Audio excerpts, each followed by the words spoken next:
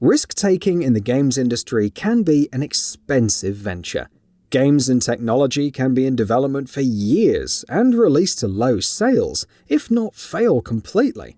However, for every game, service, digital platform and console that's taken or faced risks, either consciously or unconsciously, there are some that end up being massive successes. Let's take a look at 15 of the biggest risks in gaming and how they totally delivered. KILLZONE 2. You have to feel bad for Guerrilla Games. Its first game, KILLZONE, was touted as a Halo killer in 2004 and barely passed muster. While work was going on with KILLZONE 2, Sony debuted a trailer at E3 2005 that was claimed to be real gameplay. It wasn't, of course, and caused a fair amount of controversy, with Guerrilla mortified that it was claimed to be real. As such, when KILLZONE 2 was re-revealed in 2007, there was even more pressure on whether the visuals were the real deal or not.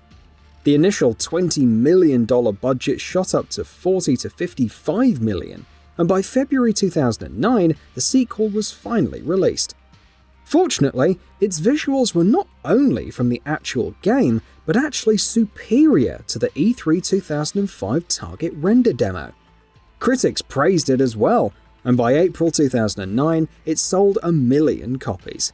While not quite recouping its initial budget immediately, it established Guerrilla as a force to reckon with, and one that would surpass excessive hype. Metal Gear Solid 2: Sons of Liberty. Coming off of the success of Metal Gear Solid, the hype was immense for Metal Gear Solid 2: Sons of Liberty. When Konami Digital Entertainment Japan and Hideo Kojima debuted the initial demo, that hype shot through the roof. From all angles, this was looking to be an even bigger masterpiece than the original. Even with overwhelmingly positive reviews and sales, Metal Gear Solid 2 faced its fair share of backlash from fans. This stemmed the so-called bait-and-switch of Solid Snake with Raiden, who players controlled for the majority of the game. The story's themes, which focused on information and privacy in a digital age, also didn't land with everyone. Once several years had passed though, Metal Gear Solid 2 was looked upon as a timeless classic, especially with regards to its story and characterization. Metal Gear Solid 3: Snake Eater. If Metal Gear Solid 2 seemed like it had a tough road ahead, then Metal Gear Solid 3 was essentially an uphill battle, especially considering even more drastic changes, like a sandbox-style setting with survival elements and no radar, which had been a series staple dating back to the original Metal Gear titles. Snake was back at least, but it was fairly clear that this wasn't the Solid Snake from the first two games. Sales-wise, it actually performed worse than its predecessor. It was released in November 2004 and sold over 4 million units as of March 2010, while MGS2 released in November 2001 and sold over 7 million copies by 2004. Nevertheless, it was considered a commercial success, garnered universal acclaim from critics, and is still, even by today's standards, one of the best games ever made. Legend of Zelda: Breath of the Wild. Every game earns a fair amount of scrutiny when it tries to leave its comfort zone. Fans of The Legend of Zelda appreciated how A Link Between Worlds had done away with the series' linear dungeon format, but The Legend of Zelda: Breath of the Wild was a departure unlike any before. A massive open world with the freedom to go anywhere, the ability to bypass the major dungeons in the game and simply do as one pleased, cooking and stamina systems, and of course tons of little details that are still being discovered to this day. For all of these skepticism over how well it would work, Breath of the Wild is still a triumph and a standard bearer for the genre, with nearly 26 million copies sold on the Switch. God of War 2018. The God of War trilogy ended on a cliffhanger in 2004 with God of War 3, but Kratos' story was considered finished. Though finding some means of redemption at the end, the series always stuck out as a brutal, over-the-top and epic journey for hack-and-slash fans. So, when the new God of War was first unveiled, it was a massive departure. A new setting rooted in Norse mythology, more grounded combat, a radically different approach to storytelling with the single-shot presentation, and of course the addition of Atreus. While some trepidation may have been present with fans, God of War released in 2018 to near-universal critical acclaim. It sold over 19.5 million units as of August 2021, with a sequel, God of War Ragnarok, out later this year. The Nintendo Wii. The GameCube wasn't a massive failure for Nintendo, but considering it was competing against the PS2 and OG Xbox in terms of power, it definitely underperformed. Following its release, however, Nintendo was already working on its next big concept, and this one was a doozy. A console focused completely on motion controls. Influenced by the Nintendo DS, this new console was initially codenamed Revolution. Its controller resembled a remote rather than the traditional controller, but even with so much risk riding on it, not to mention the official announcement of the Wii name, which drew tons of criticism, the console was a success.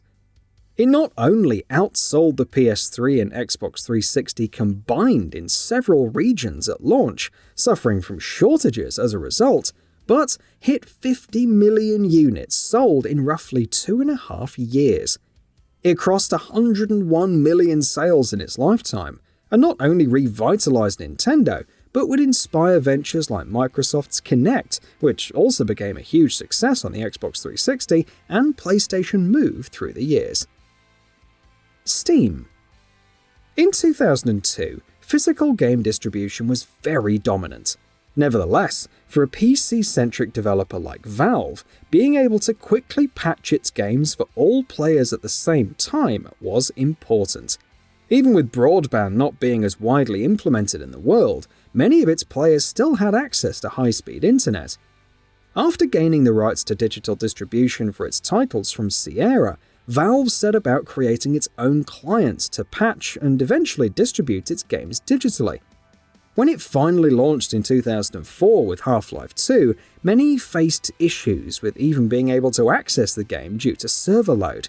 It's been a long road since, and though concerns with digital rights management and software ownership continue to persist, Steam is now the dominant digital platform for PC, with over 120 million monthly active users as of January 2021. It inspired the creation of Origin, and so on, along with competitors like the Epic Game Store looking for a piece of the market. World of Warcraft. At the time, anything with the Warcraft license on PC would have made sense. But an MMO, that too in a market with numerous competitors and still dominated by EverQuest and Ultimate Online? Nevertheless, Blizzard announced in September 2001 that World of Warcraft was coming. It would do more than just ape its competitors, setting the standard with full 3D visuals, large open environments, and questing that would both teach players while leading them through the story. Development took about 4 to 5 years, but on release in November 2004, it became the new benchmark for the genre. Critics praised it universally, and by January 2008, it had 10 million monthly subscribers and became one of the highest grossing titles of all time. Of course, it had its fair share of ups and downs, more the latter recently, but in terms of redefining what an MMO could be and inspiring a generation, World of Warcraft is a massive success. Fallout 3. When Bethesda Softworks picked up Fallout, there was concern. This turned into full-blown panic when Fallout 3 was revealed to be a first-person shooter. Much of this worry was for naught, though. Despite a plethora of technical issues at launch, Fallout 3 was very well received in terms of critical response and sales. Even with the change in perspective, it still embodied the brutality of the post-apocalyptic universe, along with its non-linear storytelling and attention to detail. Of course, one could say that the current state of the franchise isn't the best, see Fallout 76, but that's a different matter entirely. Resident Evil 7 BIOHAZARD.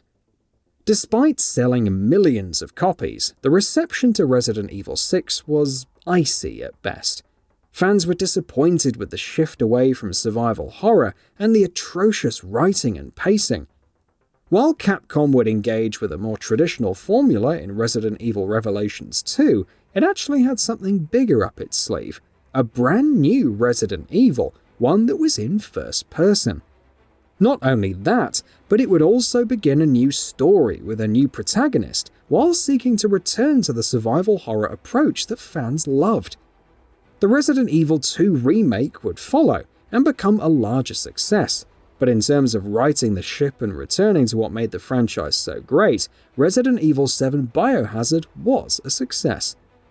It sold over 10 million copies as of October 2021 and was followed by Resident Evil Village, an even bigger hit that skillfully blended survival horror with a more action-heavy approach. Overwatch. When looking back at the initial announcement of Overwatch, its closed beta and the massive launch, it's hard to envision how it could have been a risk. However, before Overwatch was even a thing, Jeff Kaplan and his team at Blizzard were working on a new MMO called Project Titan. Analysts had predicted a loss of $50 million in development. The team very much had their backs against the wall. Using assets from Titan and refashioning the lore, it created Overwatch and pushed the hero shooter genre to new heights, attracting over 60 million players as of 2021. Xbox Game Pass. Let's be real here. When Microsoft first announced the Xbox Game Pass, there was a feeling of too good to be true. First-party titles available at launch on a subscription service for just $10 per month? New additions to the library every month? The price and how it went against the traditional $60 AAA pricing model was just absurd. But all of these years later, and the Xbox Game Pass is not only a massive success with over 25 million subscribers as of January 2022, but it's also pushed the likes of Sony to adapt, acquiring publishers like Bethesda and Activision Blizzard, signing deals for day-one launches of select third-party titles, and giving exposure to indies are just some of the reasons that Xbox Game Pass continues to thrive. Xbox Live.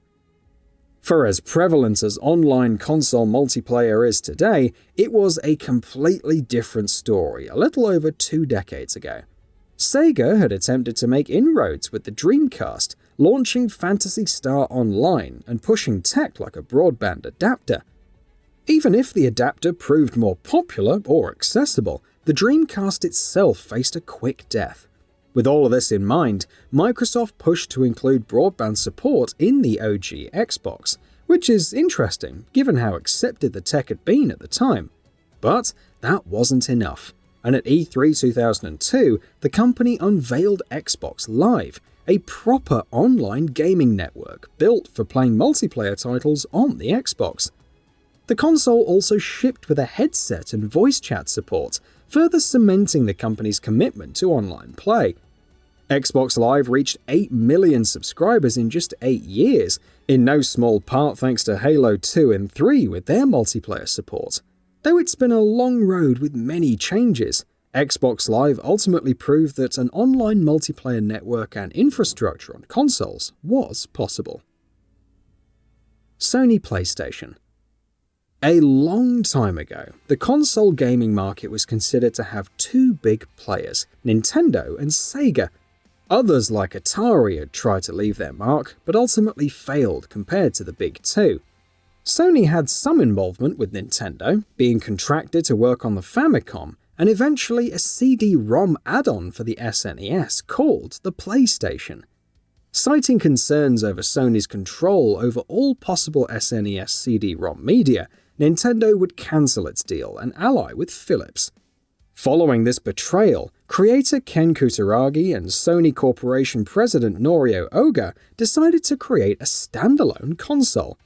Despite opposition from its board members, Sony announced the PlayStation in October 1993 and released it in December 1994 for Japan, selling 2 million units in 6 months. Several years and numerous successful consoles later, including the PS2, which is still the best-selling console of all time with more than 155 million units sold, Sony is still top of the world, especially with the PS5's success. Divinity Original Sin. Many were unaware of Larian Studios in its early years, mostly due to how niche the Divinity series had been. Following the launch of Divinity Dragon Commander, the studio turned to Kickstarter to crowdfund its next RPG, Divinity Original Sin, a title that promised unprecedented choice. Following its funding, there was a lot of pressure to deliver. It'd end up costing 3 times the amount to develop than what the studio had on hand, which would have led to its bankruptcy if it failed. Thankfully, it didn't, and would become Larian's fastest-selling title ever.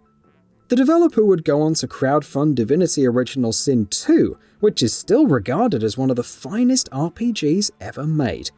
It's currently working on Baldur's Gate 3, its biggest game yet, with a team of 400 developers.